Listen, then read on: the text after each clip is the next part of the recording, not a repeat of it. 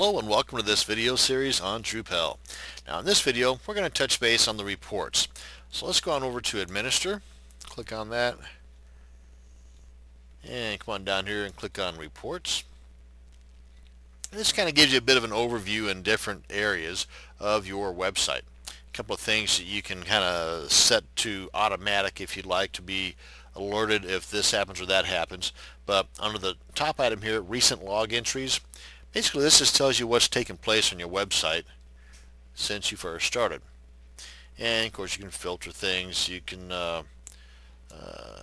gives you a little bit of an idea here, the date, what has taken place, if you got any errors, any users that have just signed on.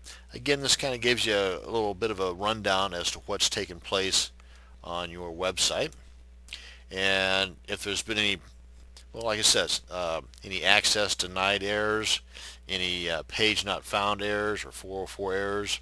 You just click on this and you can see there probably won't be any because it's a brand new site. And likewise on the page not found, because frankly we don't have any pages that can be lost yet.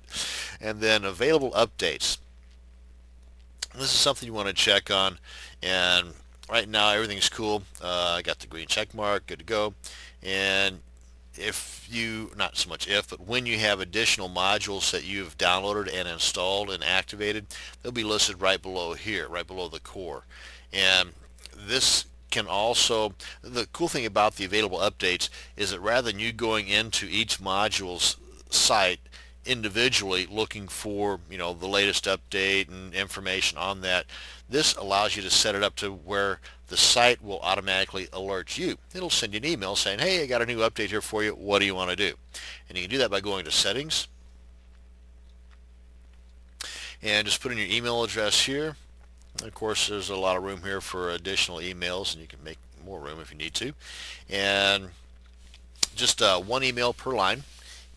I believe it even says that down here. Put each address on a separate line. Yep, if blank, no emails will be sent. There, simple enough. And you can have it checked daily and or weekly.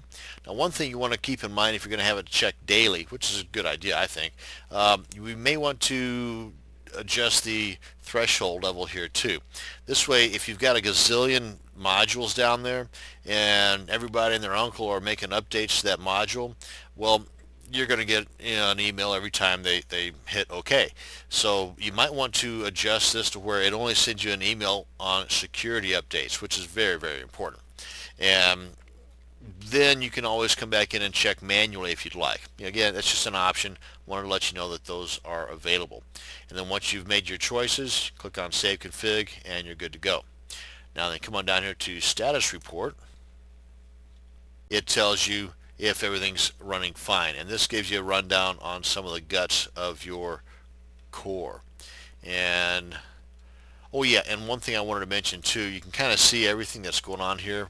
Some of this info, and it has to do with your hosting server.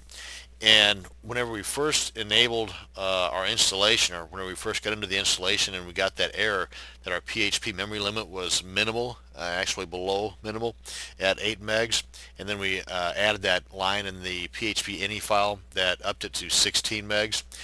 Well, this is the reason why. The version of PHP that is on our server is not one of the newer ones. Actually, I think it gets up to, like, I don't know, version 6 or something, I believe. Anyway, most of the newer ones, more up-to-date hosting companies, are going to have at least a version 5 in here. That being the case, you'll probably see on yours that this is more like either 18 or even as much as 120 megs or more.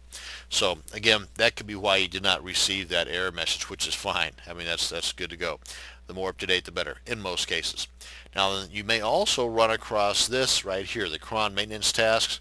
As you can see, I just ran one 7 minutes ago. In other words, you might, whenever you first check yours, it's going to say, more than likely, it's going to say cron needs to be ran, or actually, I forget now what it said. You know, this is way back, 7 minutes ago. How can I remember that? But it's simply you just click on the run cron manually, and then, within a blink of an eye, bam, it'll do its thing and make sure everything's cool. And if not, then it's really good at instructing you on what needs to be done to fix whatever's wrong. So that's a quick rundown on our reports section. Hope you learned something. And again, stay in touch with this. Set it up to where it will alert you on all the updates. That's what it's there for. Thank you much for watching. Have a great day.